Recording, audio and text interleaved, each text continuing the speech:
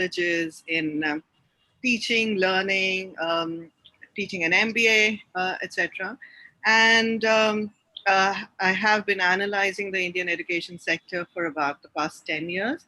Center for Education Strategy, I'm hoping has done its job, has performed its job, and onwards to the next thing and the next change, which is exactly what we are discussing today. So I pass the ball on to Maya. Thanks, Meeta. Thanks, Kavita, for organizing this. It's great to be here. I'm Maya Menon, and I'm almost embarrassed to say I've been over 35 years in the education space. And I founded the Teacher Foundation. We're an organization that's has been deeply working with teachers across the country, both government school teachers as well as private school teachers across the spectrum of schools. So that's what we are, and we'll shortly be completing 20 years. And I'm going to pass the baton on to Guru. Hi, good afternoon to the people in India. Maybe good morning to Kavita, and I'm really happy to be here with all of you.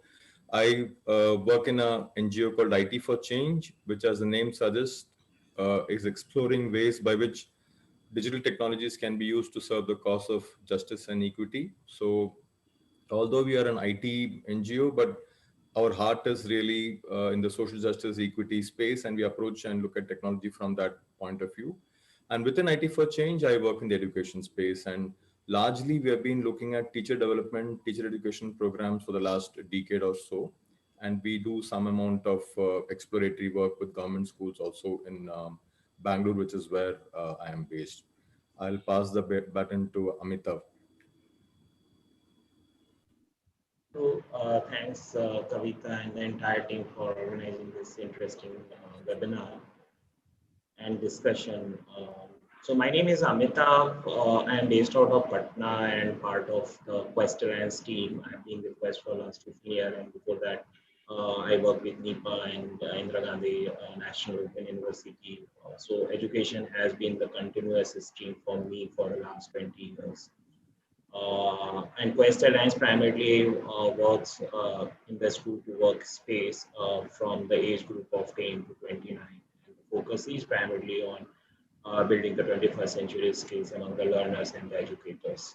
And the focus is to enable them as self-learners, and that's what we are trying to do. In Bihar, specifically, we are working with the government schools, the middle school and the secondary schools for the last 10 years. And there are some interesting stories and learnings and insights from that, which actually helps us to think strategically that what needs to happen at the systemic level and what kind of solutions needs to be given to the state governments. Yeah, I don't want to, it's open now, right? Over to Kavita.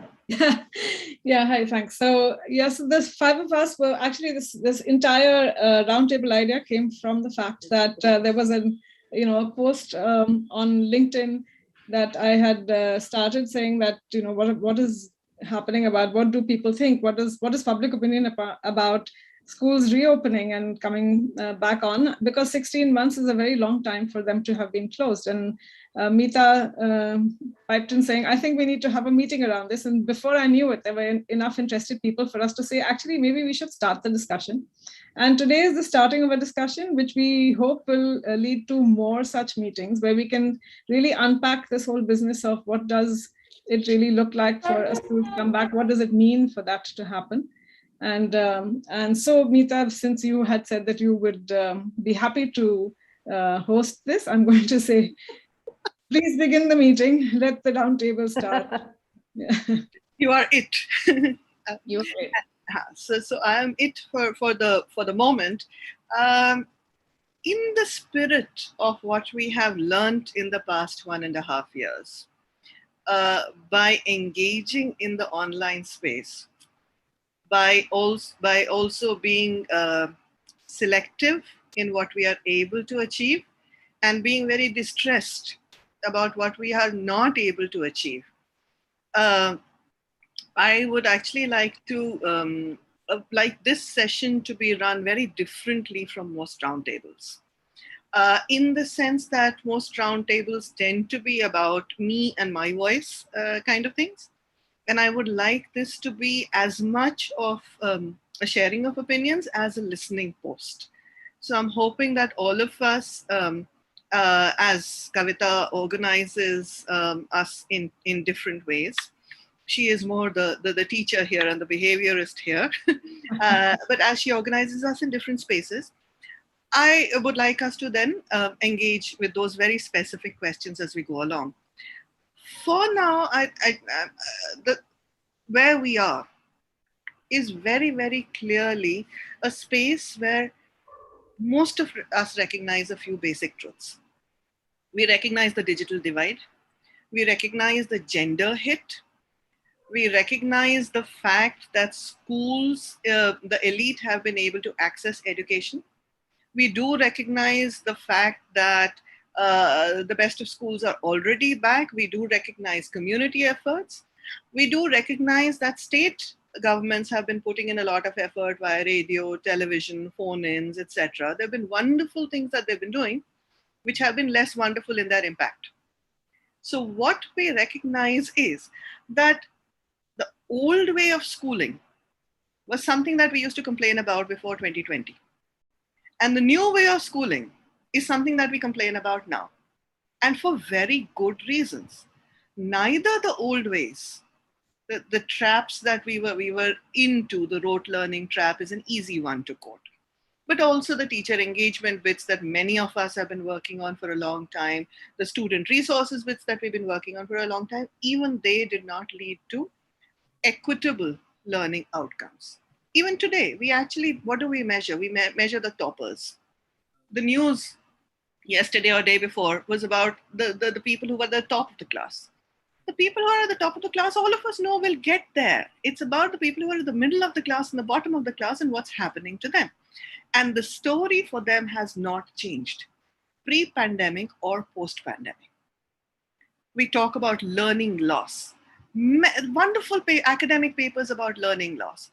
I think it is time, and this is why we are meeting here today, that we need to acknowledge that learning loss has been a concept for decades, except that it hit the people we were not even looking at. So what is the questions that have been troubling us in education continue to remain the same. What has changed now is not this opportunity that we have with just because of online learning. What has changed now is the fact that we have nowhere to hide. The pandemic has exposed all of these problems and said, you thought you were schooling these students, but they were really at the bottom of the class and they were not making it to economic and social ability as much as you wanted to. I must say, India has done so much better than many other countries. We just had some UK statistics out on social and economic mobility, and that contrasts with the wonderful, if still anecdotal, stories about the rickshaw puller's kid who makes it to IIT, etc. We are doing something, we are still not doing enough. So one part of the discussion that we are hoping to have is, what is it that when we say we want to go back to school, the first part of it, what is it that we want to go back to? Do we want to go back to the notion of school as it was? And is that acceptable and is that good enough in terms of economic and social mobility? Or when we say we want to go back to school, we want to go back to a new notion that uses all the learnings, maybe, which is the second part of our discussion, of what we have learned about ourselves as teachers, what we have learned about including students, what we have learned about the exclusion of so many students, and using all of that, ensure that learning goes to the student. I have to admit here, I have included my personal intense desire that learning now must go to the student. It is time to now create wraparound learning for the student. But that's my opinion, and I'm hoping that there will be others that come along. So I don't know what. So let's start with the first part of it, and it's a direct question that goes out to all of you.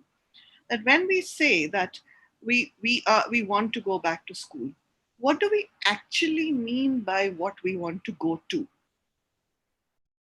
The old normal, the new normal. What do we want to go to?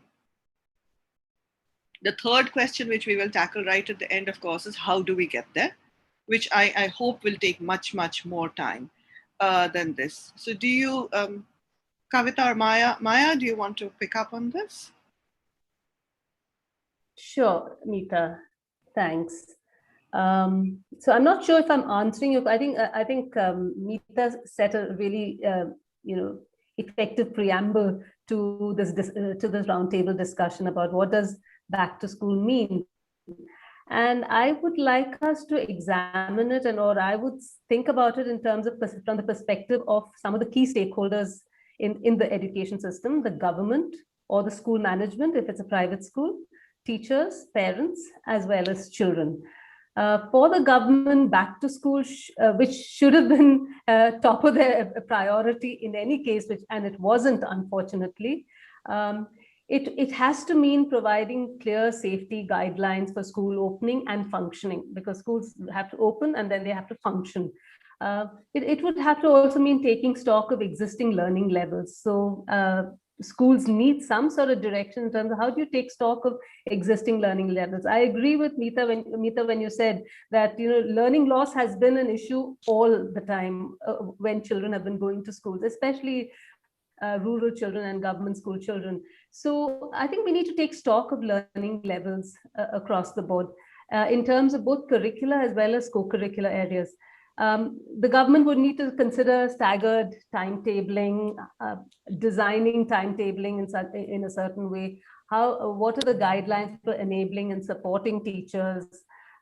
Is there a responsive helpline for schools in case something happens, in case there's a case of COVID positive, or in case the school becomes a containment zone and so on? I think those are things we have to consider.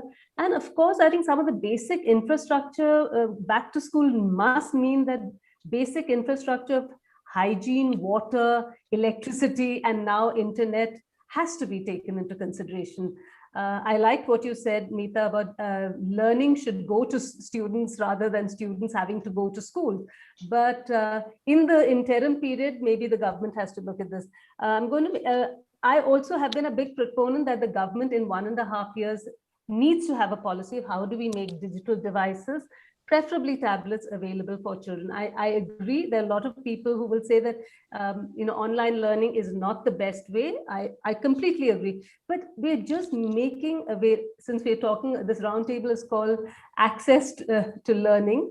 So we need to make sure that there are multiple ways in which and avenues for children to have access to learning. And digital is going to be one big way. When it comes to teachers, so the same thing follows with private school managements. When it comes to teachers need to feel reassured. I think that back to school would mean that they need to feel safe dealing with groups of children, batches of children, even if they're smaller numbers compared to the usual class strength. They need to be able to follow clear COVID protocols, not let their guard down, even if they're fully vaccinated. They need to have access to laptops or at least tablets. They need to be able to have clearly developed weekly and monthly plans, so that they have a menu of ways in which they can offer both staggered teaching as well as blended teaching, if possible. So multiple things. I'll come to them later. I don't want to take up all the time.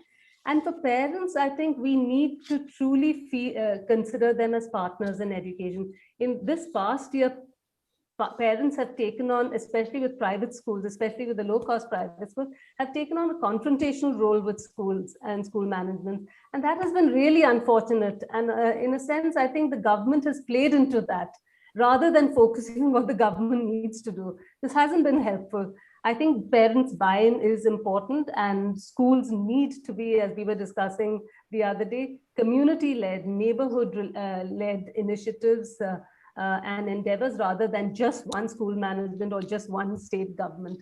So I'm going to stop here and I'll hand over to you, Meeta, or Kavita, or Guru, or Amita, whoever wants to speak. Actually, Guru, I'm going to challenge you based on what Maya said and ask you this question. She said, we acknowledge that online learning is not the best way. And report after report says that online learning is not the best way. And you have been working in the online learning space for the longest time, focusing on social justice. And I want to put to you that online learning, when it tries to replicate the classroom, is clearly not the best way. But Exactly. we have not actually learned how to teach online at all yet. So I wonder what you have to say about that, Guru. I'm sorry, this is not what we prepped. So no problem. I think this is a wonderful opportunity to, like you said in the beginning, not see it as, how can I persuade everybody else about my point of view? And I think it's a very welcome opportunity for me and for all of us to sit back and listen to what others have to say and really try to reflect and learn from it. So thank you very much for your initial remarks, and Maya for her, very thoughtful intervention where she's spoken about so many issues. So just first, let me respond to you. So although IT for Change and IT for Change has been running online classes for high school students from government schools for the last year or so, I clearly think that, and I agree with you and with many others, that there are two key challenges to online education. And or maybe there are three, and they're very, very important challenges. First challenge is the challenge of access, and I would like to submit that it is an unsurmountable challenge in the short run or the medium run. In the long run, maybe I would like to visualize a world where access to technology is not dependent on how much money your parents make. It should not be like that. But I think the scarcity is of an order that even if we were to invest huge amounts on provisioning, I think large parts of the country would simply not have access. And if access is not available to everybody, then clearly technology cannot be a solution. I think that's the first thing. It is a necessary and necessary condition that it should have universal access. And I think Kerala is attempting universal access. I don't think any other state even can attempt universal access, not even Karnataka, and certainly not UP, Bihar, Madhya Pradesh, where large student cohorts exist and where the levels of economic hardship are of an order that it is not possible. And the governments also don't have money. It's not that the governments have a lot of money to spend. So online education is not a solution. In fact, that is exactly the title of an article I wrote in Deccan Herald maybe 2-3 weeks back, arguing that online education is not a solution. And that is particularly because some people and some governments seem to think that that is the solution. But I agree with Maya that there is no reason why we should therefore assume that the existing divide should continue. And if equity and justice have any meaning, then we should certainly attack the divide, keeping in mind that it is not the solution. So we are also exploring that online education can be a way of being in touch with children. So without worrying too much about learning levels and learning loss and measuring their learning, but it's an occasion for adults to interact with young people in a group setting, and that itself is wonderful experience for the children, because there we are focusing on, like you said, reaching learning to the children, not necessarily in terms of competencies, but in terms of at least social interaction and understanding the context to begin with. So that is in terms of online education. The second thing is pedagogically also it is a challenge, particularly when we talk about young children. Pedagogically, I don't think online education is a good idea at all, because the beauty of learning, and we all went to school, we all went to college. What we did with our friends out there is what we remember more than any physics or biology or history that we learned, and that is not to be underestimated at all. And therefore, online education, by taking away that social nature of education, ceases to be education. So I'm completely of the view that we should not, in this current situation, think of online education at all as a solution, but it should be explored, because that cannot be a reason for inequity. So that's what I want to say. I've already spoken a lot. Maybe I'll come to other things at later point in time. I'll hand it back to you. Yeah. Before I come to Kavita, actually, I want to take it to Amitav, because a lot of the work that you do, Amitav, in your organization is about self-efficacy. And picking on what Guru just said, he did, and rightly so, given the current pedagogies, he said that the current pedagogies do not create social, and in fact even social, emotional, and academic, all three, the SEA in a way, conditions for learning.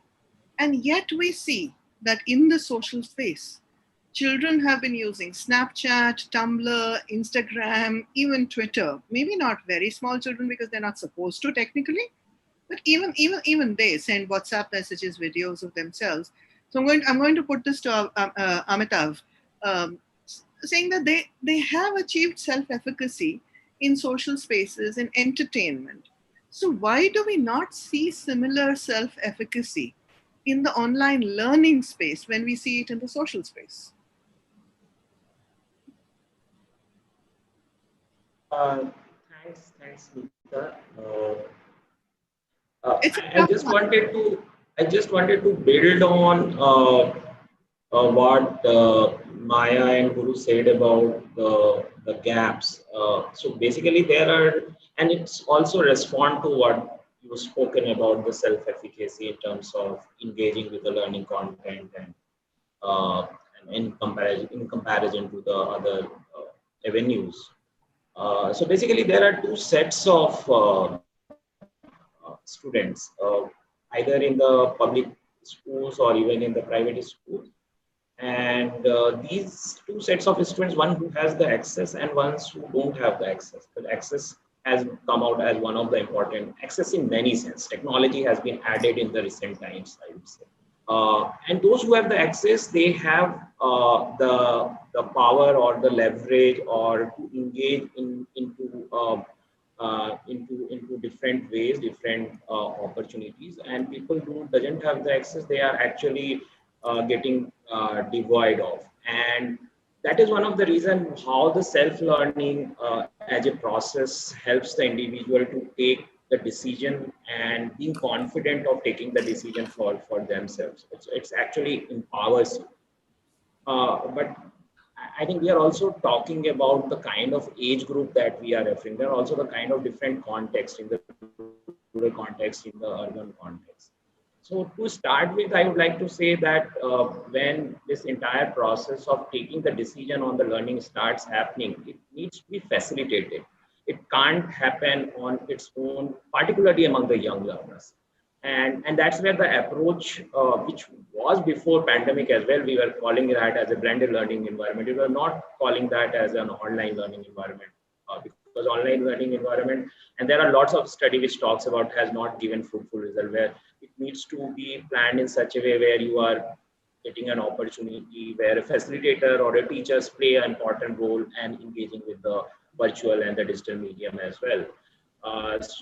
And that's where the role of the facilitator becomes much more important, the e-facilitator. So the preparedness of the e-facilitator, not availability of the e-facilitator, particularly for those young people who don't have the access, actually creates a problem. And they just, whenever they get the opportunity to engage with the social media, they get engaged into that process. Learning remains a secondary option. Entertainment becomes the first priority for them.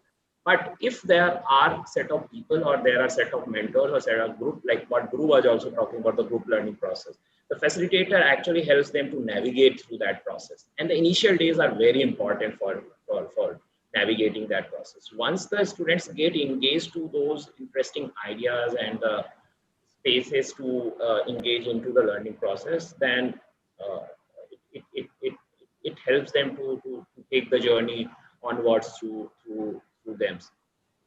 For the young learners, for the learners who have the capacity to take the decision, I think that happens naturally. But at the little bit younger stage, I would say still the support of the facilitator is very. Actually, one thing I just wanted to add on is I think people generally talk about learning gaps, learning loss, learning outcome, and that remains as one of the important discussion in the education space. And everything starts there and everything ends there. When you go and talk to, and I'm just saying it, as a go and talk to the government people, donor, everyone talks about it. But no one talks about that, how that is, the process is equally important, as important as an outcome.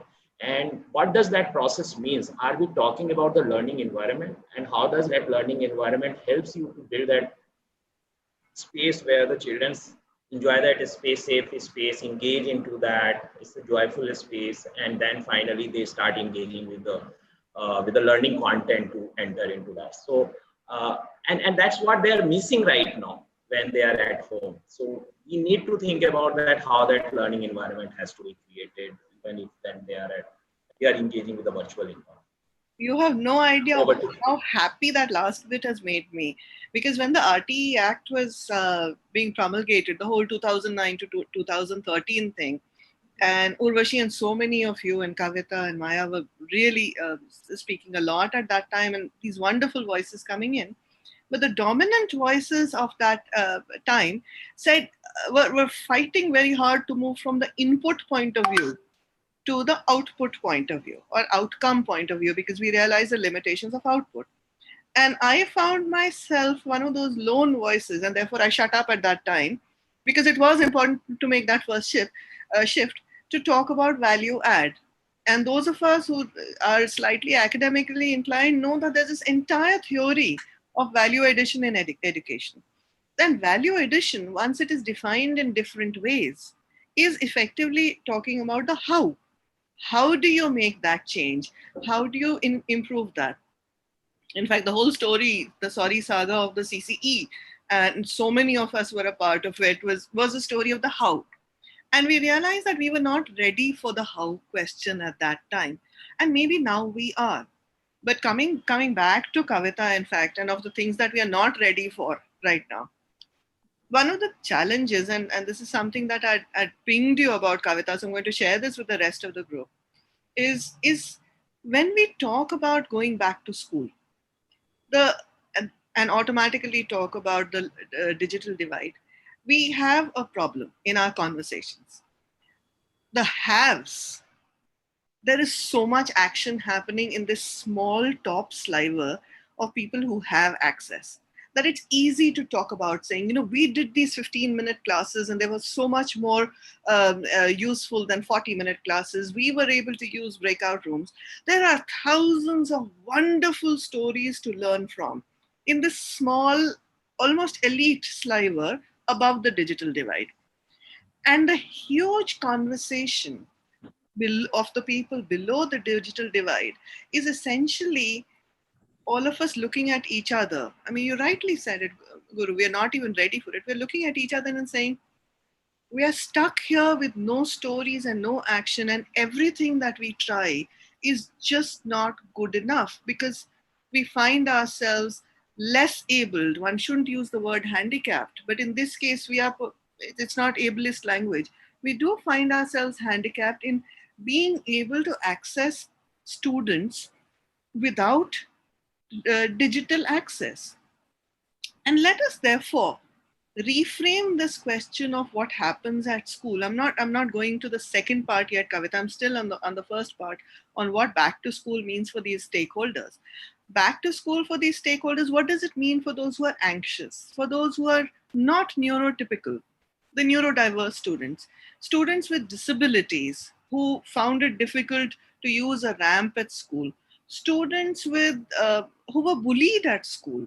There are so many other stories of how back to school plays out differently for different stakeholders. One, how back to school could have played out differently for different students, and how the remote learning aspect can play out differently for stakeholders without engaging the digital space.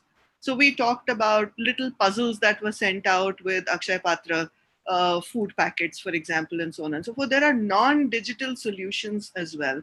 So I don't know I'd love to hear your views on this, Kavita, on this entire range, this entire swathe of what does it look like for these stakeholders?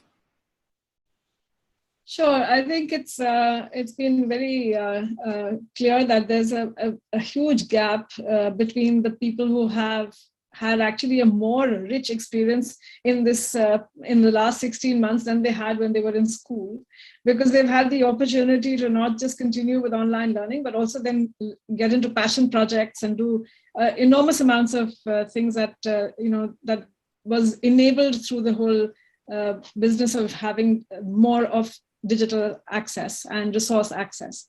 And it's really the word resource that becomes the divider, because there are children who have absolutely no resources. So when we hear Amitabh talking about how people are saying learning loss constantly, it's because they're in like, why would anybody lose something? Like if you learn how to ride a bicycle, you never forget how to ride it, right? You kind of maybe get onto it and you're a bit shaky in the first 5 minutes, but you continue to ride it.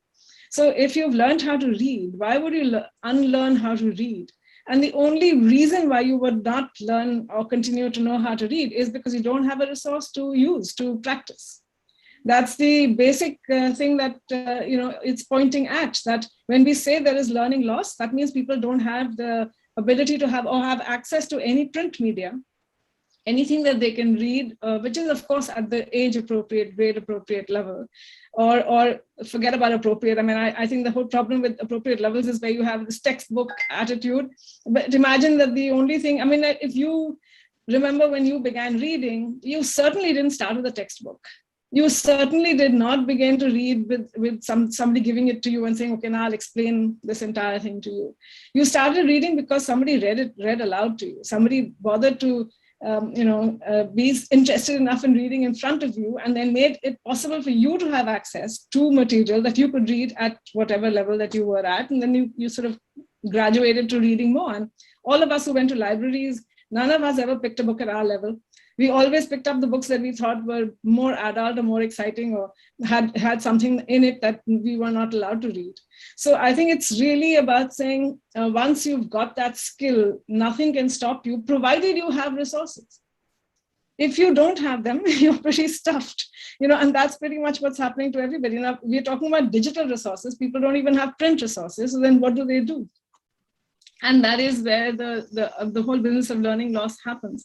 And I completely agree that when we say going back to school, if we have to sit at a distanced place in a classroom where we, make sure that there is space between us and the next child, I'm sure that that's not going to be fun in terms of peer learning. I'm sure that's not going to be possible if you have half the class coming in on one day and half coming on the next day. Then again, the teacher having to, how does she do this? How does she repeat it? I know that even the most expensive schools are having nightmares about this, because hybrid means that you will be teaching a class and there'll be kids at home learning from you digitally. And what does that mean in terms of just equipment for a school is enormous. So it's really finally boils down to this whole business of what's the difference. Like a lot of people have said learning anyway happens, right? Learning is, and I would be the first one to say learning is like breathing, eating, and sleeping. But the thing is, what is it that when we say school-based learning, when we say formal learning, then obviously there is something that happens there where you are taught to look at a particular discipline in a particular manner, right? And that's what's different between you just learning from life in general, learning from play in general, like learning through playing on the streets, to going to school to learning how to actually look at or understand science or social studies or mathematics or languages. And there's a certain formal sort of learning, paradigm that needs to be understood again in terms of before and after.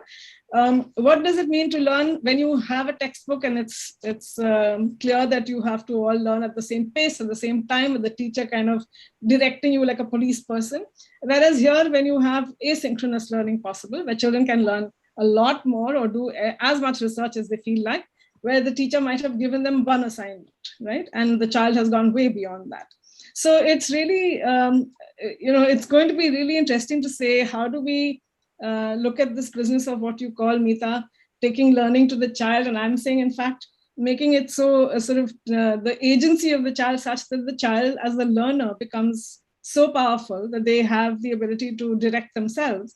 What do we need to create as the environment to create the possibility for the child in the village, in that remote space, in the forest somewhere, to have a library to go to, to have that space where they can have some way of being able to get the resource to practice their learning, so that they're not stuck and haven't forgotten what they learned earlier.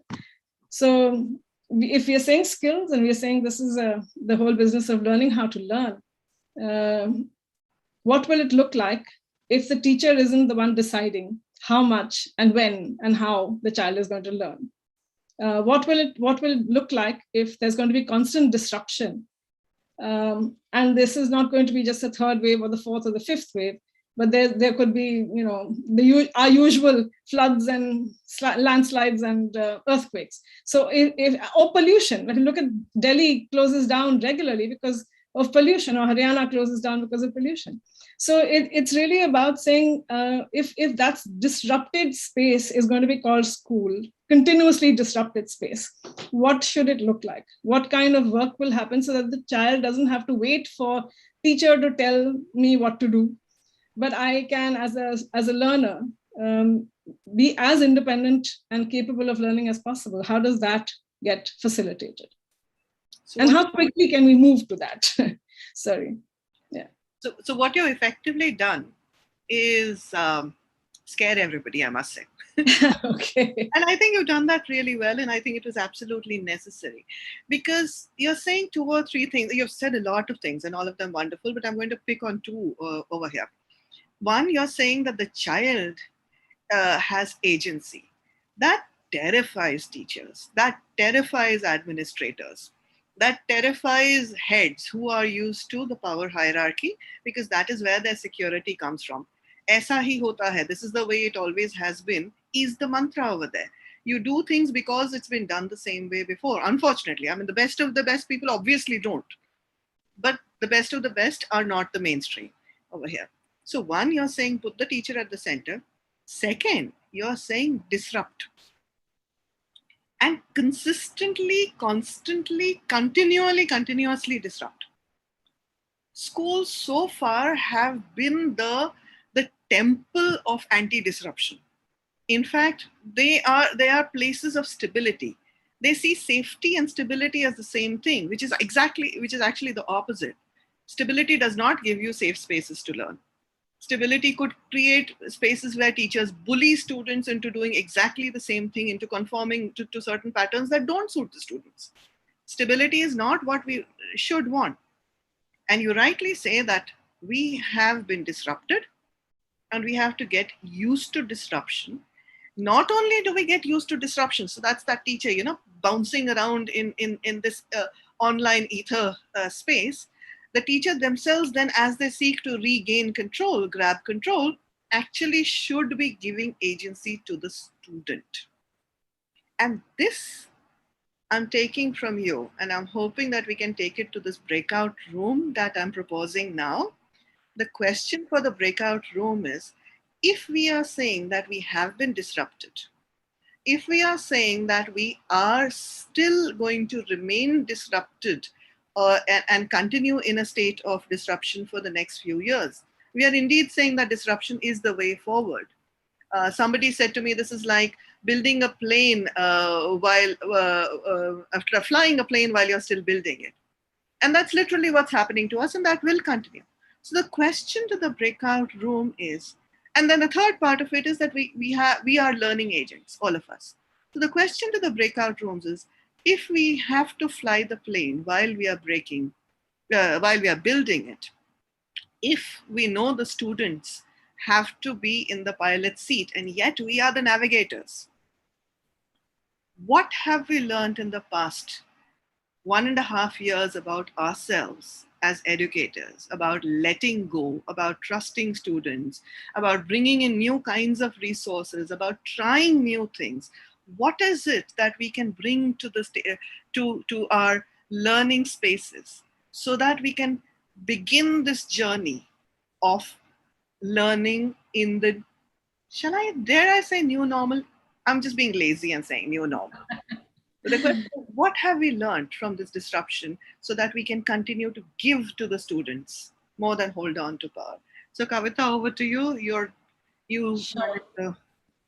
Break out. So there's your invitation. Please join the rooms, and we'll see you back in 6 minutes. Yeah. Thank you. Gosh, I loved my breakout session. Please say you had a wonderful time too. Yeah, we all made it back as well. So yes. Also true.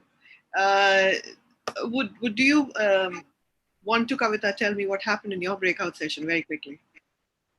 Yeah, we spoke about the whole issue of agency and of looking at it in terms of both peer learning and how do we encourage that? Because if you were to look at, say, a school getting disrupted in very small villages that we've seen have maybe 5 or 7 students in a primary school, and they're all in different classes, right? So you have from 7 to 15 students, and they all come from the same village. And the idea that you cannot even work with each other, even if you're neighbors, just seems so much like an anathema. Like surely that should be a way forward.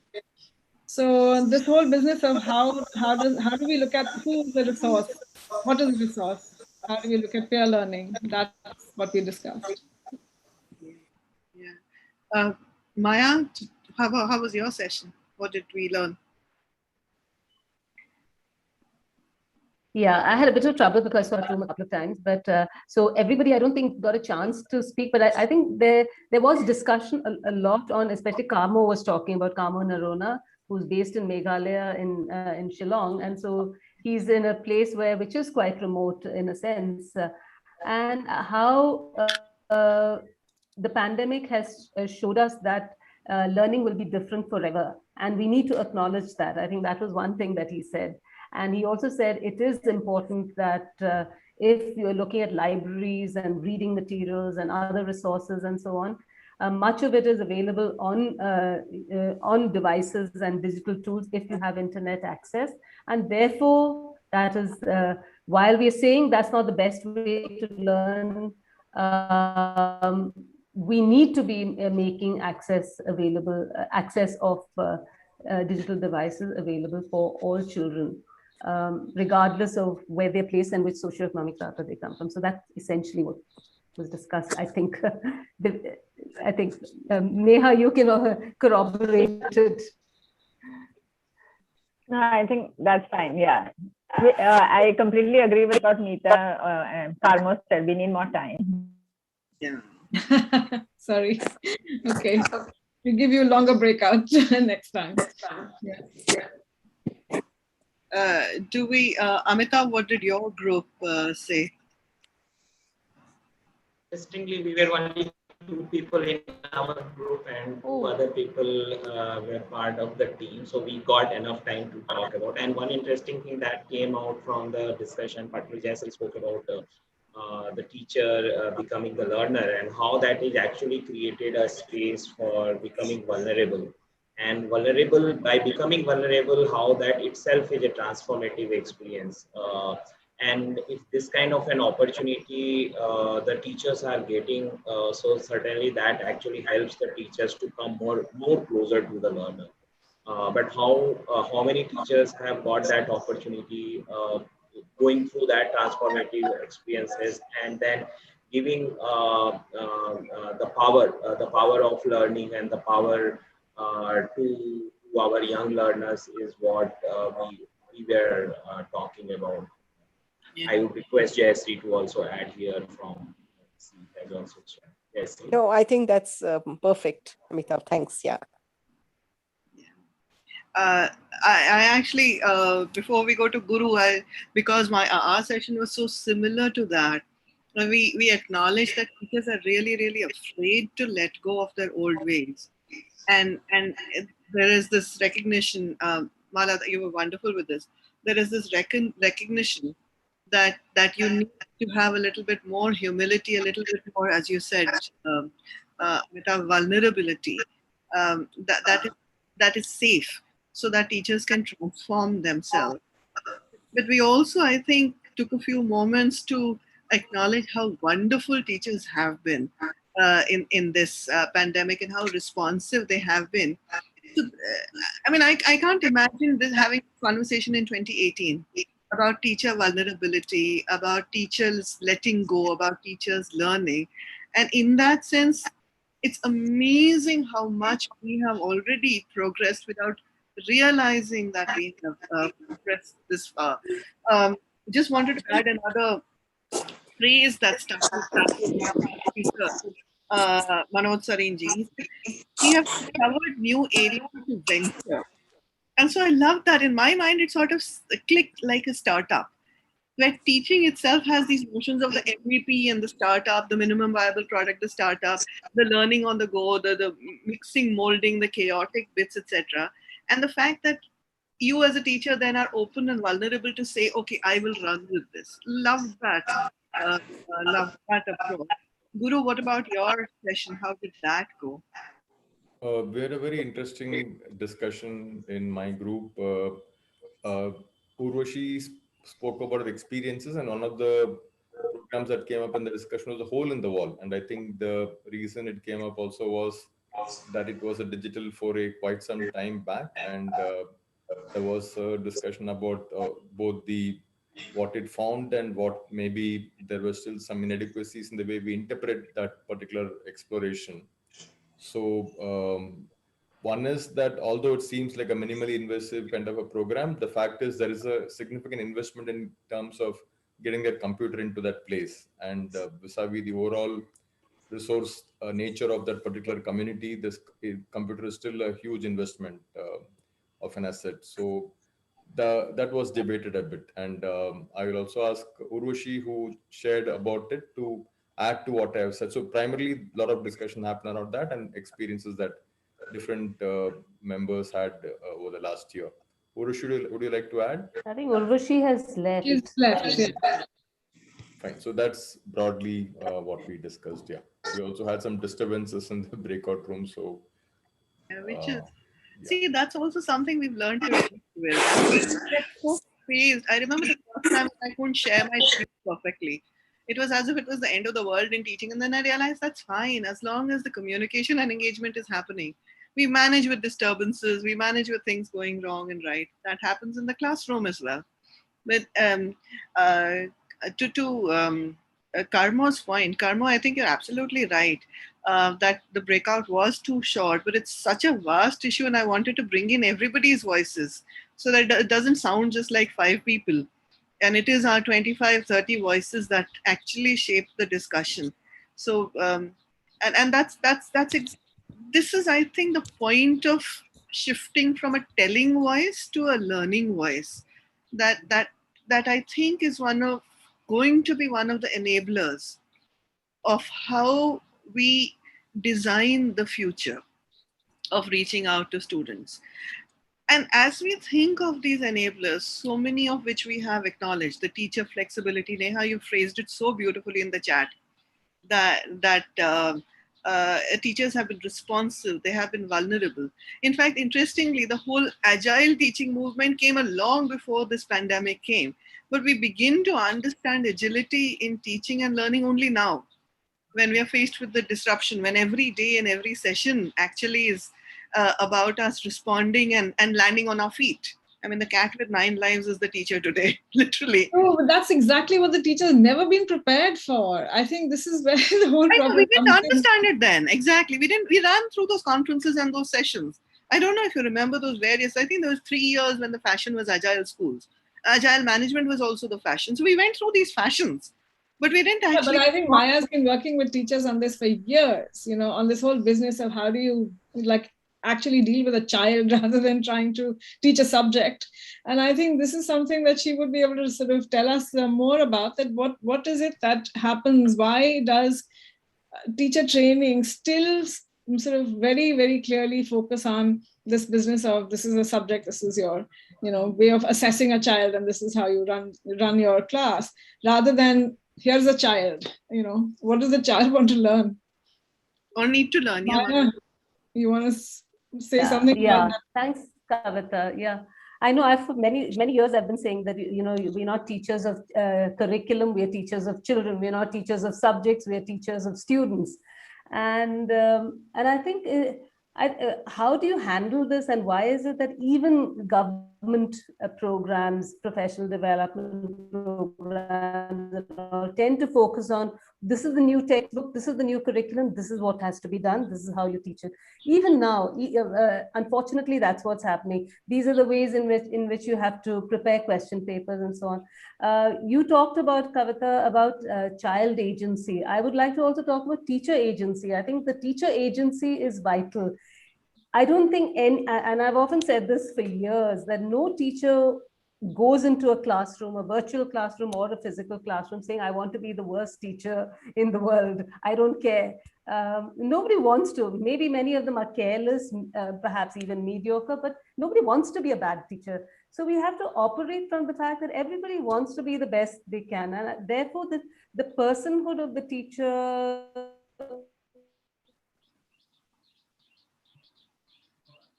and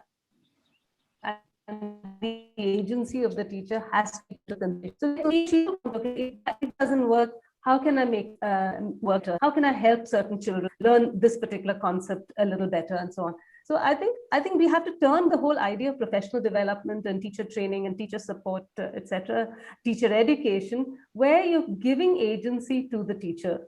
I often say training of teachers has to be teacher-centered in order that they can be child-centered and learner-centered when they are working with children. And a lot of times we're trying to constantly circumvent the teacher.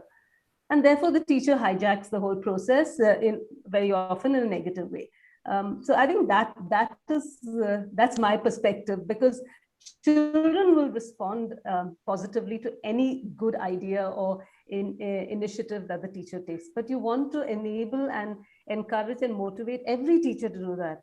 As I mean, most of you must be familiar with John Hattie's research, and he says that it's not about star teachers. We have to have collective teacher efficacy. That means every teacher has to be a good teacher or an effective teacher in a particular school. It's not, and most even private schools, they constantly sort of boasting of that one extra wonderful teacher, that one national award-winning teacher. But why should it be that way? We should aspire for every single teacher to be a good or a great teacher, and that's why collective teacher efficacy is important for positive impact on student learning. So that's what I think governments, state governments at the state level, national level, district level, we need to look at every teacher in the school functioning optimally. Okay, over to you, Kavita. Yes, absolutely. No, absolutely. So beautifully said. So beautifully said. But I'm going to be really negative here, horribly negative here. Maya, Please, I mean, it distresses me sometimes, and many of us do get emotional about education, and that's because we really care. It distresses me that even though during this pandemic we learned that teacher agency works so well, there were these amazing stories of how teachers set up blackboards without equipment. There was so much jugaad innovation. There was real innovation. There was teacher parent cooperation. There was this tripartite agreement. There's egalitarianism in classes. Teachers were learning from students. You'd ask the student, "Kaun sa button dabana hai yahan pe," and whatnot. So much wonderful stuff happened, and yet we haven't learned from it. And yet, when we say that we can give teachers agency and teachers can let go and manage their classes in their own way, there is this decentralization possible, and we don't see that happening in planning for classes in governments. That's true. What will it take? Amita, what will it take?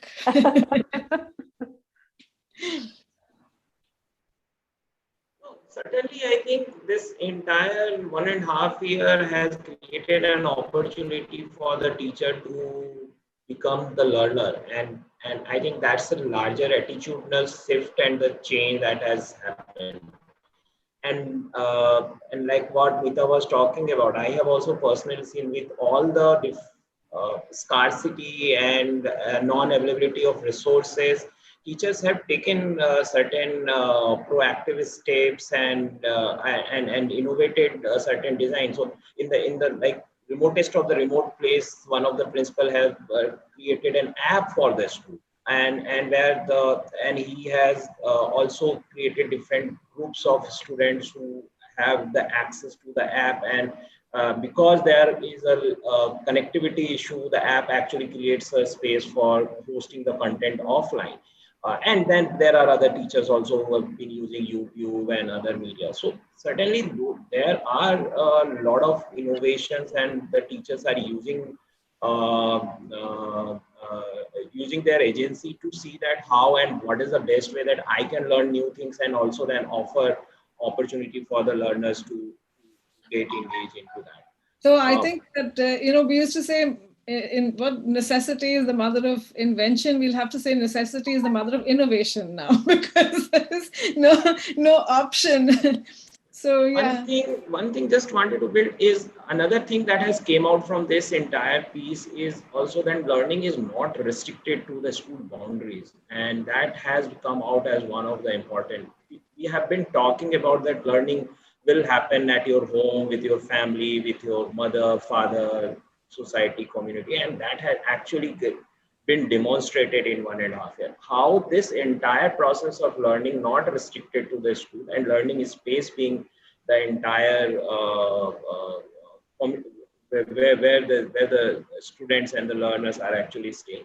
That's the change of the mindset, or the shift of the mindset has happening, and that needs to be continued. Even if, let's say, the schools open up, and whether the teachers will give the opportunity, even if you are not coming to school, there are less attendance, I am fine, at least you are learning at home. So I am looking forward for those kind of an interesting, and how the government is going to react on if that 60%, 70% attendance is not being fulfilled. But yeah, learning needs to happen. Amita, I'm interested in if you can share some examples of this learning outside school that you talked about. I'm sure you've had a lot of experiences. Can you share some of them? Yeah, so what we did is a very interesting thing. So since the schools were closed and we were not getting an opportunity to interact with the students and the teachers, and since the students were not coming to school, and we were just looking for different kind of an avenue. And a lot of these stories were keep coming in the media. So we have highlighted 10 locations in the concept of community library. So we bought some interesting books on equity and discriminations and biases and gender, an interesting story from NCVT, Eklavya, and other bought books and put it into the community. And we had one community facilitator who will only the community facilitator will open up the space, and the kids will come sit in certain distance. And one day the person will sit here, one day the person will sit here. And that has really created an opportunity for the learner to come and get engaged into the story. So not only that they are learning they are reading the story, but also going back and narrating that story to their parents, family members, to their brothers and sisters. They are also bringing other people. And through that story, the kind of discussions and the reflections that has been coming from those students, we have never seen those kind of discussions happening at this school. So those are, and we were a little bit worried when we went and spoke to some of these examples to the education people. Then once the school will open, how you are going to facilitate? The kids had to come to school, then how they will go to your community library. Then I said, once the school will open, then we'll see what's the learning environment we need to create within the school space. So yeah, these were some interesting insights. That was awesome. Because what I heard in that last question was, when schools reopen, they'll have to go back to reading, writing, and arithmetic. Then how will your real learning happen? How will real learning happen? Yeah. And that's actually the real question now, isn't it? How will real learning happen in an organized manner? That is what schooling is about, right? Bringing in that little bit of discipline, your words, Kavita, bringing in that discipline and bringing in that rigor so that you continue on track with that learning. So yeah, but this real learning thing with this discipline thing. I agree. My question really has been, and I've been really wanting to ask all of you about this, is like, do you think it's even fair for us to expect the teacher to be this superhuman being who is the wisest of the wise, who understands everything to do with from literally like the subject knowledge to how you manage social emotional lives of children, the aesthetic ability or to develop aesthetics in them, to do physical work with them. I mean, like literally you are expecting that here is my child, grow the child in every way possible. And I think it's like I feel that there is an abdication of responsibility almost on the part of the entire community, who say that we can be, we can we can walk around without masks, to take a simple example. And a child must listen to the teacher and listen to the adult. I mean, like somewhere there's a big question that what is the child actually learning when you're looking at, and this is, we've all heard this example of a parent on the phone saying, Dad, this is your phone. The dad says, tell him I'm not at home, right? Now that simple story of like, go ahead and tell lies on my behalf is really all about this issue of what does the child actually learn from all of us, and what is the child supposed to learn from the teacher? How is the teacher not, you talked about bullying teachers and teachers who can be quite painful for children where they're scared of them, because the one thing we learn in school is fear. We learn how to be afraid of our teachers, how to be afraid of the principal, how to be afraid of everything. So if that is what we are looking at, I mean, and that's where the teacher has grown up, learning fear. Are they not going to teach fear? So what is it? The expectation from the teacher is huge. And I agree with Carmo that it's taken us 200 years to get here. How can we unlearn all of this in a pandemic, even in a pandemic? Is it really possible? Is it even fair? And Guru, are they even learning technology at the pace that you'd like them to? Because I know that how even the most elite schools have struggled with the whole business of how do we manage tech. And these are people who are used to technology. Do you see that teacher being this flexible person that Meeta has described, who is able to sort of manage different kinds of tech? I think tech, my own view is that tech is something you learn as a part of learning other things. So instead of saying, I'm going to teach you cycling, you're really telling the child, I'm going to teach you how you can get from one place to another. And as a part of that, you need to learn how to cycle. So technology may not be so much seen as the end product of learning as much as a process of learning.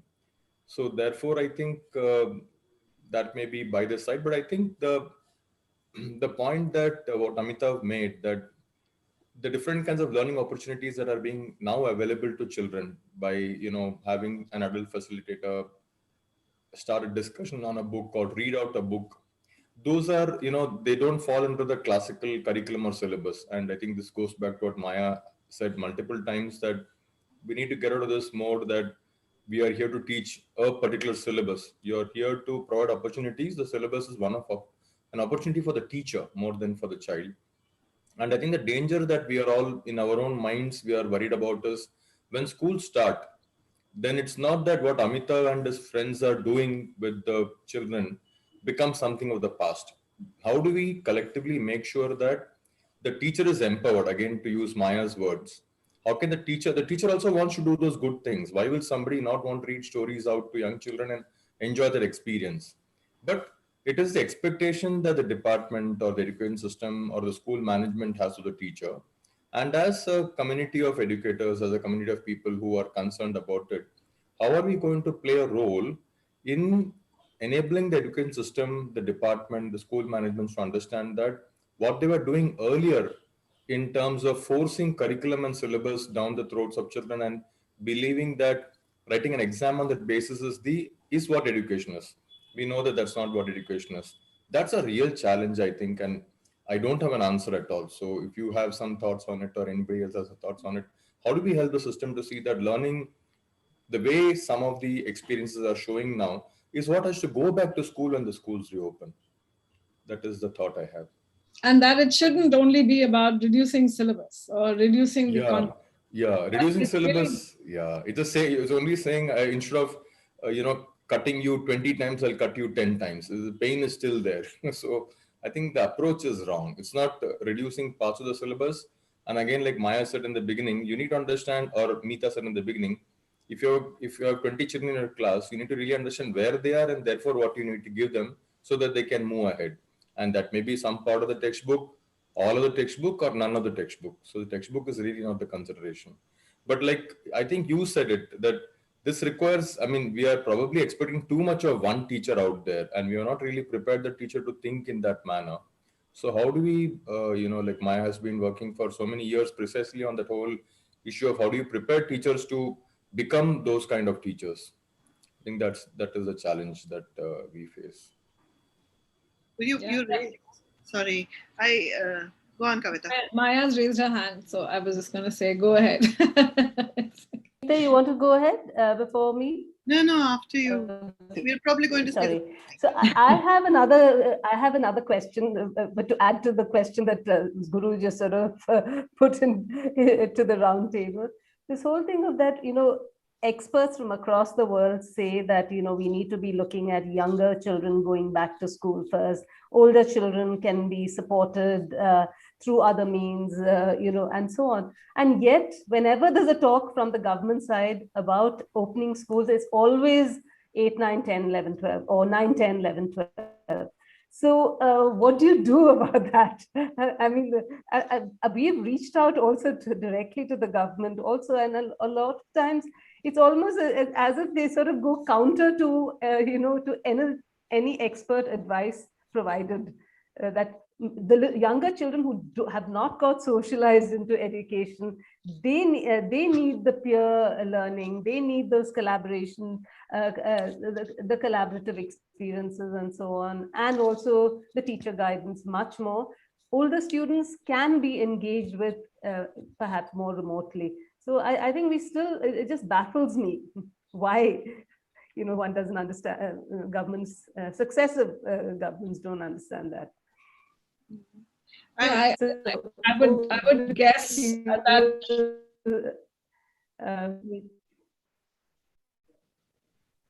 Yours, Kavita.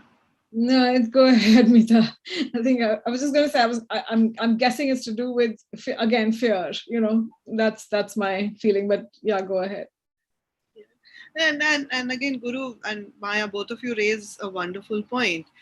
Maya, you're talking about this exam-centric education, that all of schooling is about exams. Guru has raised the point, and Amitabh's experiences also say that the school seems to be syllabus oriented rather than student oriented. And we stick to the syllabus because we can see, I think, because we can visualize a process for that. Somebody earlier in this discussion talked about the process of education being more important. The syllabus literally is just an example, an illustration, a structured one, yes, of the process of learning. Saying at this standard, or at this level of rigor, or this level of discipline, this is how you build your process. For example, you're learning about a leaf. You look at a variety of leaves, you find common ground. There's a process of learning that you take the student through. And I think what we've forgotten in all of this is the fact that as teachers, we are simply enabling and activating that process in the students. It has nothing to do with us. As teachers and educators, we are too fond of making it about us. And once it becomes about us, obviously we're afraid of failing. But it's not about us at all. And I think that humility and is a whole other lesson that we can learn right now. I'm just putting it out there. I know it sounds a little bit difficult, but what we are able to visualize is what we are able to enact in the classroom. And if we are able to maybe make the process of learning more visible to educators, and they find comfort in running through the process. I mean, look at the Australian cricket team. There's a beautiful documentary on Netflix about how the process made them winners. That's literally what we are doing every day in classroom, the socialization that you spoke about, Maya, right now, for the younger students. It's about the process of learning, isn't it? So maybe we need to, as educators, also bring in that Amitabh's examples where they were reading stories and engaging in those discussions. That was pure process at play. Yes, but do remember that was not happening in a school setup. That's just the point. So, I mean, if we have to... That's the mental shift that we need, maybe.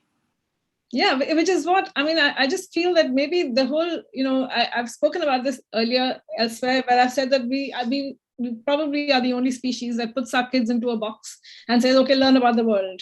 And that's exactly it. So now this is a chance, and this pandemic has had a chance to break down those walls, to break down that box, to break it open, and to say, can we start looking at the world as a classroom? Because that is what it is, And if we have all of these wonderful people, like Amitabh is sort of talking about, people who aren't necessarily the traditional teachers who've been taught in a particular way to teach. And so you can have open-ended discussions about equity and social consciousness and climate and God knows pretty much what else, which is really relevant to a human being. Because you're not coming from the whole attitude that I have to teach this particular piece of knowledge that will get assessed. And then the child will get, marked and be marked for life as somebody who could achieve or couldn't achieve, who can do, who can't do. That's sort of, and we probably are the only system in the world that actually is the most inefficient, because if you look at the number of children who make it through, if we pay that kind of money for the railways and the trains didn't work, we would be screaming. If we paid the army the money and they couldn't go out and win a war, we would be saying, what is going on? But we have an entire education system where children make it, barely 12% or 15% children make it through to graduation and are employable. And we think that the rest are unemployable, or they drop out. I mean, way before, and we don't scream. And there is an issue. There's a question about, like, why don't we get upset? Why does that not bother the entire country?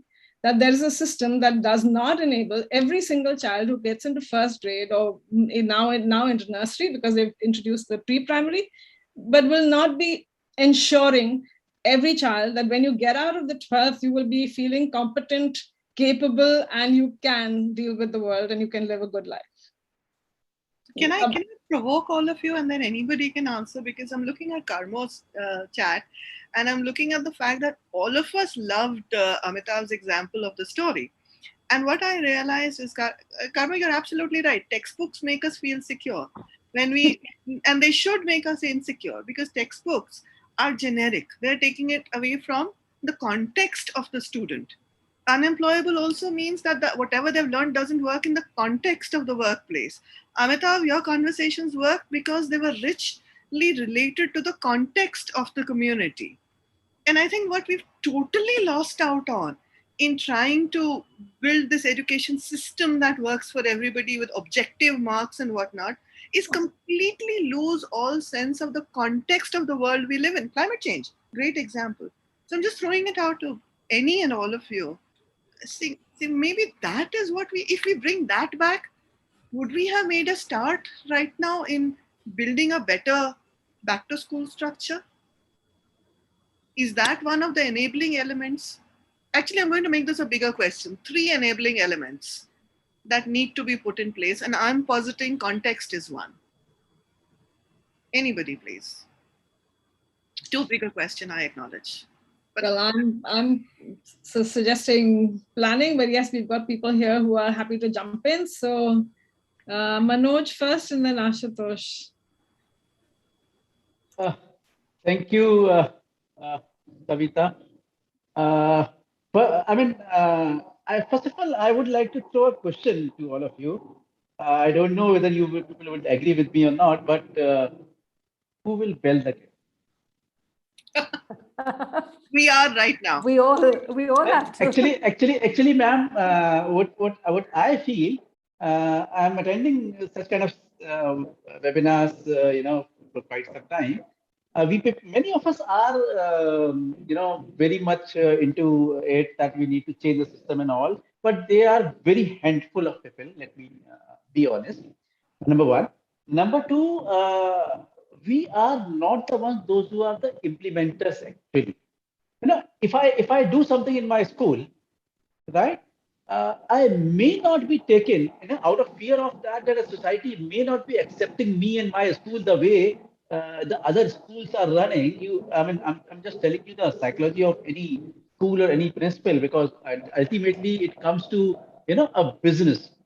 If we look around, so the other thing is the policy makers, which I feel that should step into. Somewhere I was reading that, I do not know how true it is, that how much percentage of GDP India is spending on education.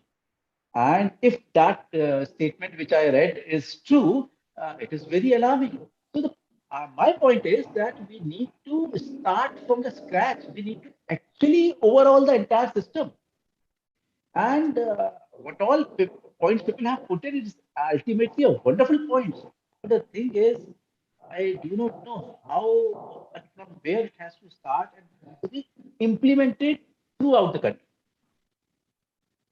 I don't know whether you people will agree with me or not, but Yeah, so I think that's exactly why this question was asked by Meeta. I think is that what do you think will enable it to happen? And that's I mean, I agree with you that if you are in control of your own school. However, I would like to ask you. I mean, there are lots of people who have set up models of schools that work. Loads of them. I mean, like Amitav would be able to show you loads of spaces where schools work. I can show you schools that work exactly doing the kind of things that we're talking about. And still other schools will come and say, oh, no, that's your parents, your context, your space. You're able to do it because you are able to do it, but everybody you can't. So people will find excuses, even if they run their own. But the work is happening in a scattered way. There is no structure as such has been developed for a change.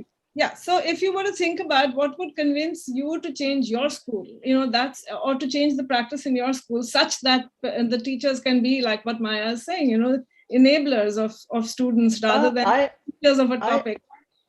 I feel the NEP which has been talked about and proposed and to be implemented, if it can be implemented in its true sense, I am having a lot of hope from it. I don't know where will we be reaching, but the way it has been projected right now, and they're talking about and planning to change the entire system. I mean, a very small point. Governments, they do not talk about anything about the preschool till now.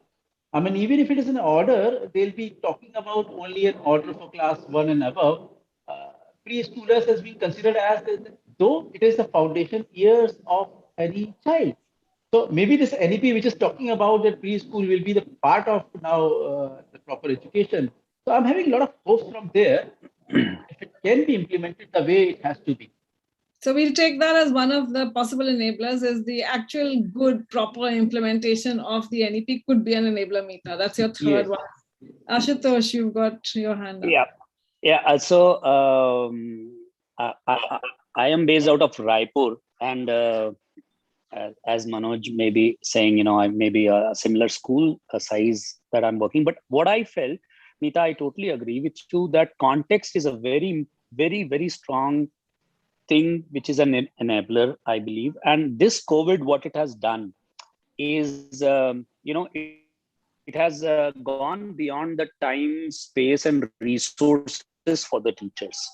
With homes as learning spaces, right? And beyond the schedules, and they were having this freedom of changing their link sometimes from 8 a.m. to 8:30 a.m. for some reason or the other. So this time and the space per se, and as I especially added resources because that became very contextual. A science teacher could bring in the kitchen in house, which she was not able to get when she was using it inside her classroom within the limited, the school won't provide, or the child won't bring, or a child will forget, and therefore the teacher will not be bringing all the resources, or will not be bringing all those haldis and resources to do that experiment. Now this COVID broke that barrier in a big way, and across, and all those schools who could do online teaching, I believe this is the biggest context which was brought inside the classroom in this present scenario. And so that my point here was, the whole breaking the barrier of time, breaking the barrier of resources, breaking the barrier of space.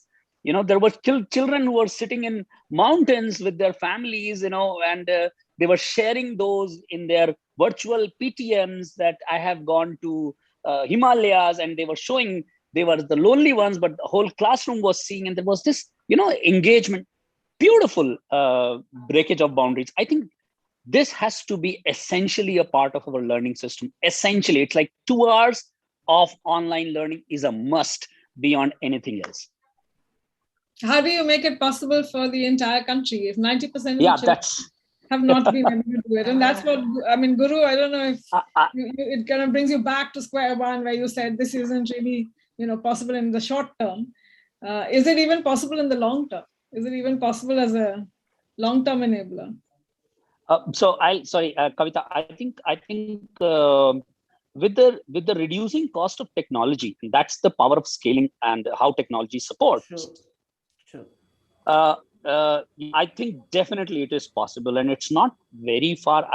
If that is the process, if what we were talking of earlier, if that's the process which we are thinking of, learning as a process through technology, and that it has power and that it has scalability, is being thought of. When in Chhattisgarh, every household was given a mobile, by the previous government for other reasons whatsoever.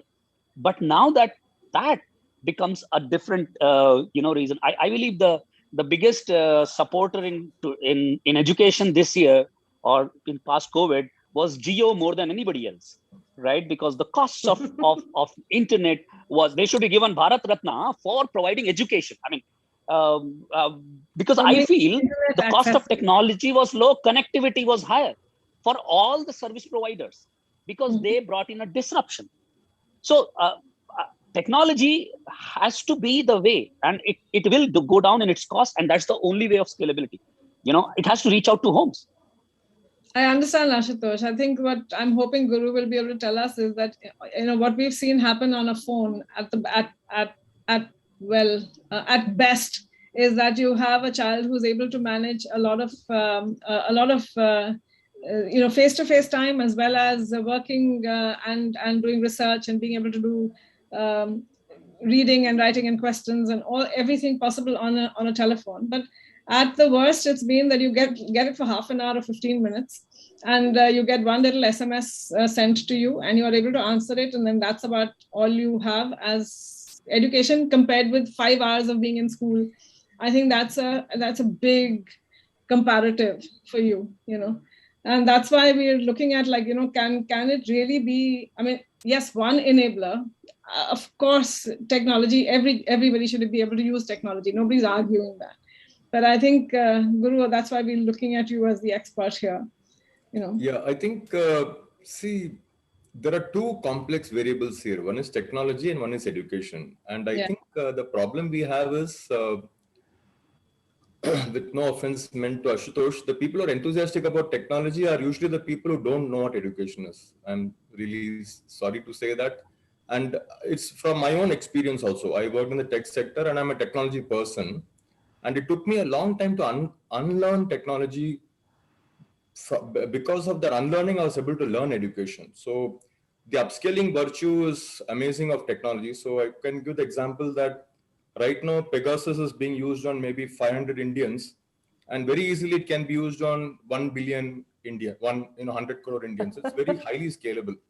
So should we celebrate that? So I think confusing the power of technology with the direction of technology is hugely problematic. And why I'm being slightly harsh is, I think governments are also taking this kind of very naive view about technology. I think children learn when they are with one another. That's the main thing. And technology alienates people from one another. And therefore, that is not learning. That's what we need to understand. So technology can be useful, but don't confuse it with education. That's what I would like to say. That's probably the Absolutely. statement of the evening. Yeah, this is the biggest takeaway. Yeah. But Kavita, we have to go back to Guru, because Guru, you have said two separate things. One, we've already agreed that technology will be one of the enablers. I just want clarification on this, and you're absolutely right in saying that we should not confuse technology with education. So yeah, I'll actually, if one were to try to simplify this in a way that a policymaker can understand it, policy language is a different language. Yeah, for the policymaker, I would really like to say, don't imagine technology as a part of the solution at all. And the reason why I'm saying that is, although I'm agreeing with Maya that technology is also a resource, and there is no reason why our imagination should not include a part of society. Therefore, I'm agreeing with Maya that if the internet is wonderful, and it is wonderful, I'm IT for change, and I'm not saying the technology is all bad, and therefore I'm not talking that language.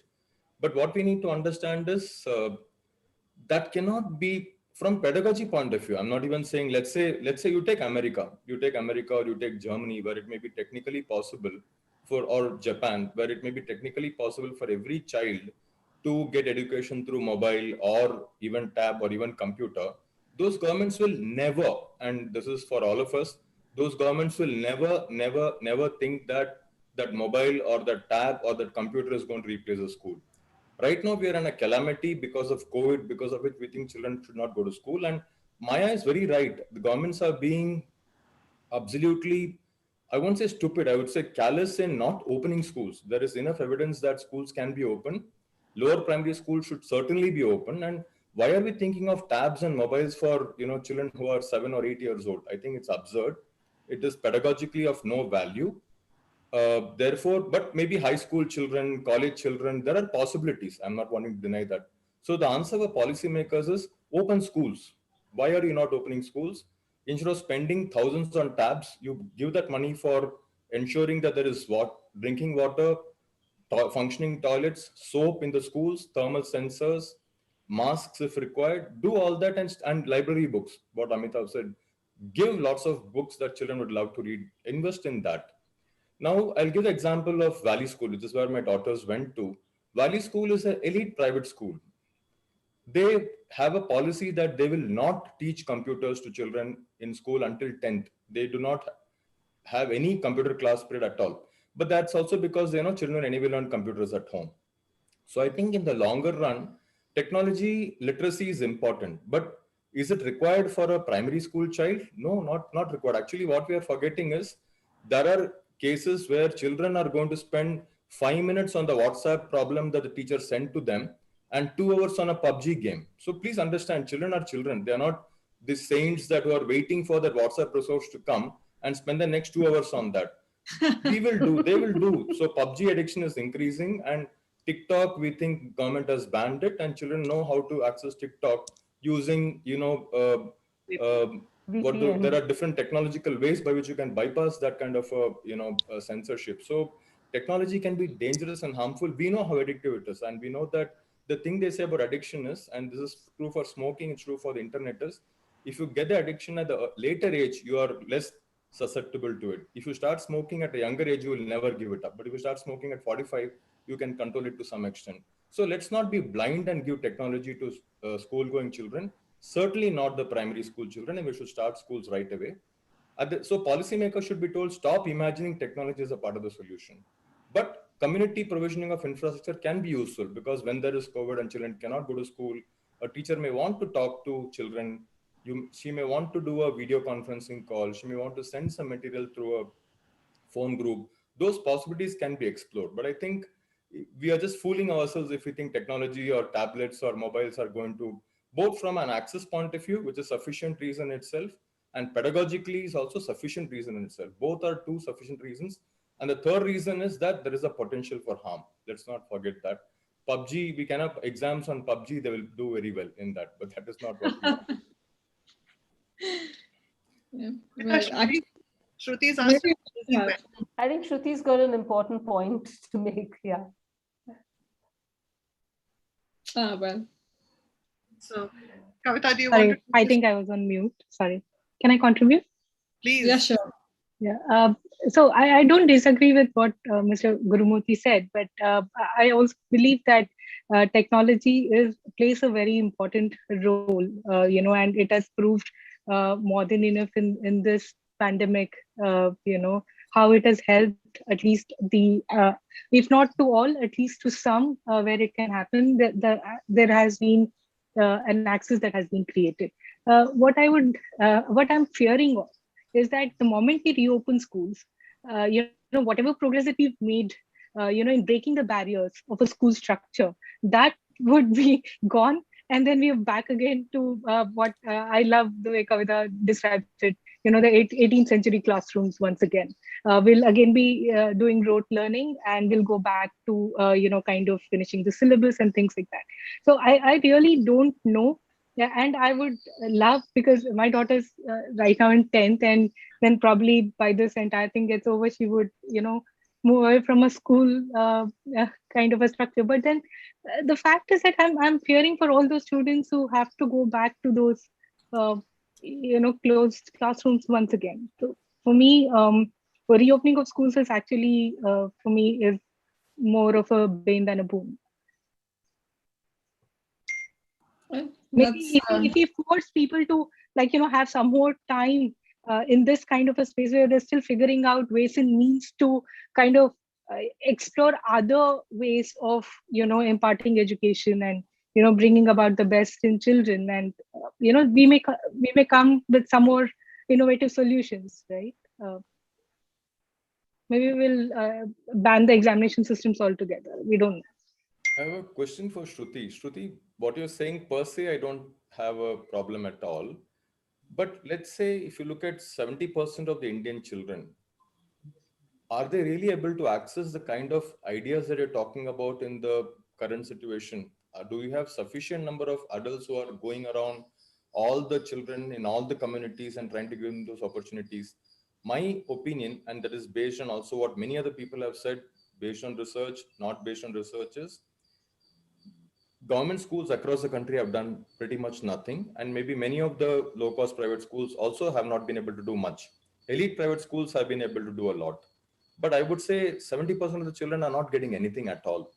And somebody is completely starving. At that point in time, we don't say, let me experiment with the menu and see if I can create some more palatable and nutritious dishes while children are starving. So if you look at it completely from the point of view, food is a very good analogy. We are not feeding 70% of the children. I agree fully with you. What we were feeding them earlier is not the ideal thing. Certainly not. And that should change. But therefore, opening schools is I think the first thing. But along with opening schools, that should not be the only thing that we are fighting with the government on. That is one thing we should fight with the government on. And like Maya has been saying again and again multiple times, along with opening schools, we have to also tell the government that, hey, do not do what you have been doing earlier. Change your kitchen, change your, cuisine, change everything. But if you don't open the kitchen, nobody's going to get anything to eat. And I think that we have to understand that 70% children did not get anything. And our discourse has to go to them and not to the 20%, my daughters, your children who have been able to get something and then worried about whether they got sufficient vitamin C or not. I think that we should really broad base the discussion. True. What I thought when I said that is, it's a government that needs to, kind of have a mindset change, and which I think is happening right now. Because I'm saying that if this pressure is little more on, let's take the kitchen example, the pressure cooker, you're building the pressure a little more, for them to think innovatively. Maybe they will be ready to hear, more opinions if we give them, if you let the pressure off right now and reopen schools, they'll go back to doing what they did for the last 70 years. What my point is that this is the time, this is when the iron is hot, you hit it when it's hot, right? So for me, it's important that as a group of educators and as a group of people who are absolutely passionate about changing the education system, this is the time for us to, come as a collective and raise the voice, and maybe raise it more often, raise it more frequently. Not that it's not happening, but I'm saying that we shouldn't let them off the hook right now by asking for reopening of schools. I'm sorry, I'm going against the wave here, but the thing is that you're saying 70% of them do not have access. Then make it happen. It's possible. It's not possible by a few NGOs and a few individuals here and there, or a few passionate educators or school owners there. What it will happen, and it can happen if the government decides to do it. The only way The is power the schools, state machinery has to do it. None of us as individuals have it. So why not force them to do that? Yeah. So two things. Sorry, I just want to say one quick thing, then I'll stop. I know I talked a lot. See, two things. One is I agree with you. So that's why I'm a part of a national coalition. Maya, myself, and Amitav, Quest Alliance, we are all a part of what we are trying to create as a national coalition. And I invite all of you to be a part of it also. So we're saying we need to do two things simultaneously. One thing is we need to completely pressurize the government, and everybody else should relook at education, what it should be, change the menu. At the same time, we should also have schools open, and we can't look at it as sequential. We can't say open schools now, we'll figure out what education should be 5 years from now, because the children will die in that process. But at the same time, we can't do the other way around also. Because please understand, when the government is only concerned about 10th and 12th exams, why is the government opening 8th and 10th? Because 10th and 12th exams are the middle class and rich people's method of getting higher education, college selection. That's all. So poor people are out of the consideration, and you're completely wrong in imagining that if there is more time, governments will become more sensible. They will become more stupid, because with a larger gap of time, they will be more aggressive to get to the 10th and 12th, grade readiness. So they will say, I don't care a damn. I want tension at exam to happen. And if you're out of school for 3 years, that's your problem. You go to class 7 because that's what your age suggests. So let's not be under any illusion that we are doing something, but the government is going to listen to us. So we need to do both. And that's what the National Coalition is advocating very strongly, that we need to reimagine education. This is an opportunity, and explorations and experiments that are happening need to become mainstream. And secondly, we also must open schools, because you say the 70% we can do something. That something is opening school. There is no other solution other than opening school for the 70% who are not reached by NGOs or CBOs or well-meaning people. It's not possible for us to reach 70%. And if 70% children are starving, we cannot afford to ignore that. And nothing else is worth it, right? They have to get something. But we should also talk about the menu parallelly. And sorry, I'll end by inviting all of you to become a part of this coalition, and maybe I can share a mail with Kavita, and whoever has been on this group can be a part of the process also. Thank you. Oh, that would be nice. Yeah, Maya, you had your hand up, and then we. Yes, I had my hand up, but I think Guru sir, I completely understand where Shruti is coming from, because there have been changes that have happened. We've seen changes happening amongst teachers and so on. But I definitely understand the angst that Guru feels when we're looking at the larger landscape of schools across India. So one is not sort of negating one from the other. I have seen that teachers have learned to talk more gently with children, just because they know that they're perhaps on display on a screen. And I think that is a good thing, because the same teacher in the classroom will perhaps talk down at children because they know that there may not be any other adult lurking in the, around the child. So that is one thing that has definitely changed. And I think we want to be able to sustain some of those positive changes, some of the facility that they've used, that they've learned, of technology. But of course, we have to be mindful of the fact that technology is not available for many, many children, whether, especially children from deprived sections. A lot of times one is surprised, one often thinks, and a lot of times the government also propounds the fact that, smartphones are available with geo internet facility for everybody, but it's not the case. Time and time again, we are seeing survey after survey that technology is not available, and technology should not take the place of the teacher too. So the teacher should be front and center of the learning that can happen with children. But I have found technology a great enabler, and a lot of things can be done easily with technology by teachers, which they never thought possible. But we have to be mindful that India is a huge country and a very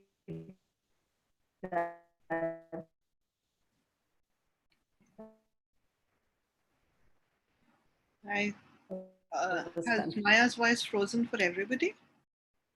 Yes, it has. Yeah, it has. Yes. Yeah. Oh, sorry. You're back. Yes. Okay. Yeah. I think you said it so beautifully, Maya, that I know we're running out of time, and I'm going to promptly hand the ball back to Kavita in 1 second. But you said it so beautifully, and I think Shruti made a valuable point, but you called it time. And as one of our educators here just said, that the barriers of time and space have been broken. Similarly, what we're saying is we need this mind space. For some shifts in our conversation we acknowledged have happened. We need a little bit more mind space for the other shifts to happen. Otherwise, we are in very real danger of going back to that 18th century. So the question is not technology, not technology. The question, of course, is digital divide. Yes, of course. But for this whole enabled child-centric thing to happen, we need a little bit more time to absorb what we have learned. We already talked about what we have learned, but we haven't absorbed it. And we haven't absorbed it enough to actually activate it. We can still scurry back into a little rabbit hole of the past. And that is where we need this little bit more time space that Shruti is asking for. And I really respect that.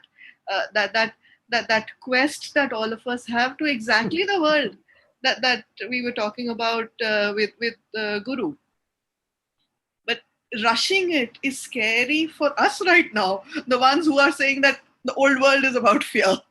So I Kavita, over to you.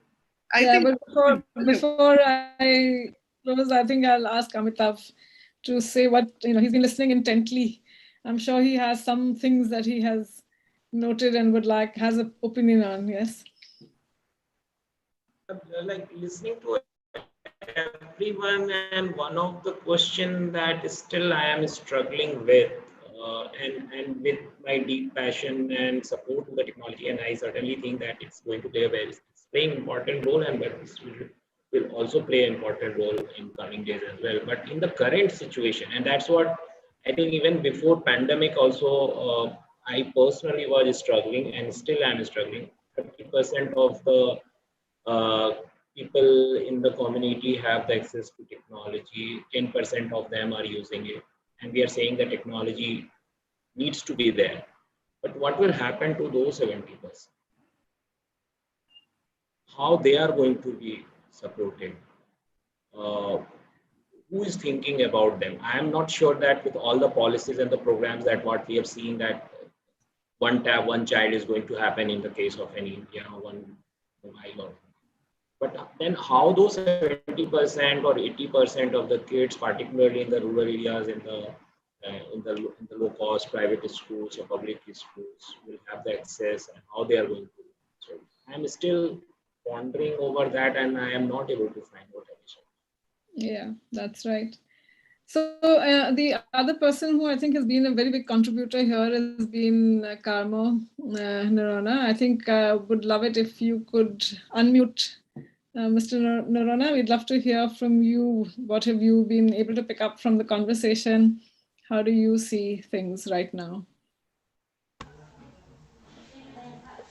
Well, I've been delighted to be a part of this because I think none of us have the solution whether technology is good or not good. How can we reach out? But I think all of us are are in this whole turmoil that is going on, and I think that is very, very important. The more we can open ourselves to feel secure in being insecure. I think Meeta put it very, very well, because none of us really have the answers. The country is so large. For example, I mean, you take Meghalaya, there is 68% dropout. That is before the pandemic. So, we cannot say we are going to go back to face education. That is not the answer. So I mean, the I think turmoil is very, very important, and we need to have platforms and conversations around this. And I think one size fits all is no longer the rule, and I think technology has taught us that, because it gives us options and flexibility, and I think that is what is required in today's education system. Whether we use technology or we don't use technology, flexibility and choice is very, very important, and how we work towards that, to me, is the key.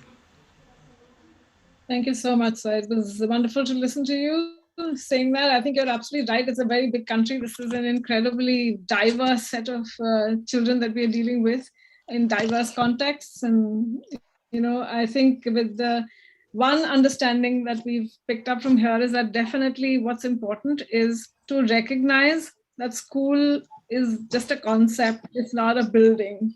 And it's about something that is a social construct to create a sort of a space where children can learn. So if there is no building, can the learning continue is the real important thing. And for that to happen, what are the kinds of resources? Do they have to be digital? Do they have to be print? Do they have to be, audio or whatever? I think those are the kinds of things that we have to really begin to think about, and to think about how do we plan such that the teacher is able to be anybody. Anybody doesn't have to be a specific human being, but actually, because we have different people who can provide different kinds of skills and perspectives to students, to start looking at who are the resources within any village, city, community, and to be able to say how does a child access those resources? How do they continue to practice what they have learned so that they don't lose that ability, that skill? And what is it that it's going to take? So how do we break down the walls, create a space for learning that goes beyond just a school. So whatever we are going forward to, not back to, should be something that's much wider, bigger than a classroom with a blackboard in the front and rows of desks and chairs. Most of the rural schools don't even have that. So I think if we don't want that kind of a captive bunch of students who are being led by a teacher in a particular pace at a specific time, but we really want agency for children, then this is the right time to do that planning. This is essential time to do that planning. So that's what I think we've come through with. Also very clearly that if this messaging can go to the government, that would be important. We're very happy to look at the coalition, see if there are more such meetings that can take place. And as we've heard, that these are important for us to be able to coalesce around a certain idea and to start pushing for it. Those who have the opportunity to have their own schools and can make that impact immediately, great. For the others who are dependent upon the government system, let's start making the voice heard. We are all educators and we are all responsible for making that happen. So thank you so much, all of you. I know that it's been a really good 2-hour deep dive into this. It's satisfying. We've got so many of these meetings happening, but I think this is coming from a real conversation, a real requirement, and together muddling along, staying in that insecurity and confusion, we will find a way. Thank you, all of you. Thank you so much. Thanks. Thank you. Yeah. Thank you. Yeah. Thank you, Thanks. Anita, for being Thank the you. instigator. Thank you, Yeah. Mr. Rona. Bye-bye. Thank you, everybody. Bye, Thank everybody. you. Bye. Thank you. Take care. Bye-bye. Stay safe. Thank you, Bye. Kavita. Thank you. Bye-bye.